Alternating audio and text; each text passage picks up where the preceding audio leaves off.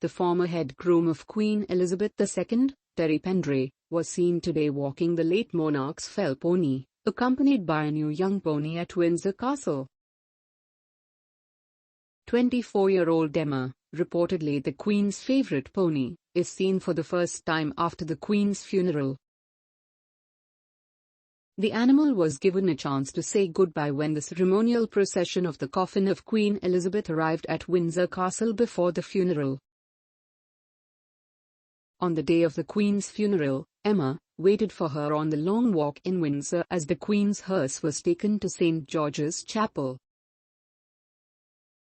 Mr. Pendray, 72, who attended the service at St. George's Chapel, had then spoken on the Queen's relationship with Emma.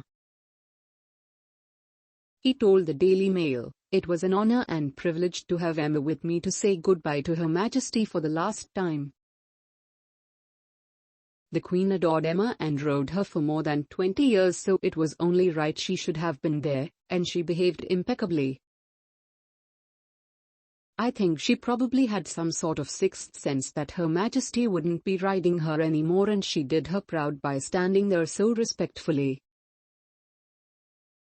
He went on, "The Queen always rode with a white sheepskin saddle. It was her favourite, so I made sure Emma had that on as well.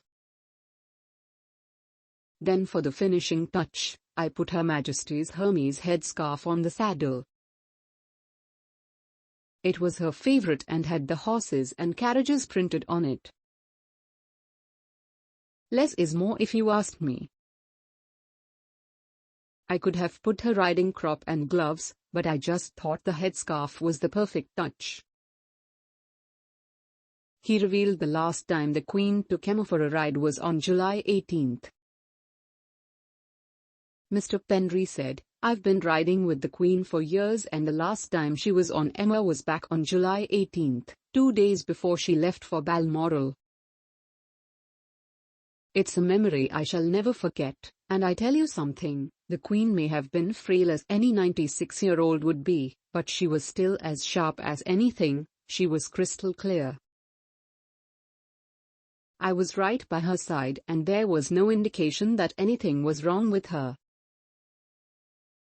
The Queen was an incredible lady who selflessly dedicated herself to the service of this country and the Commonwealth.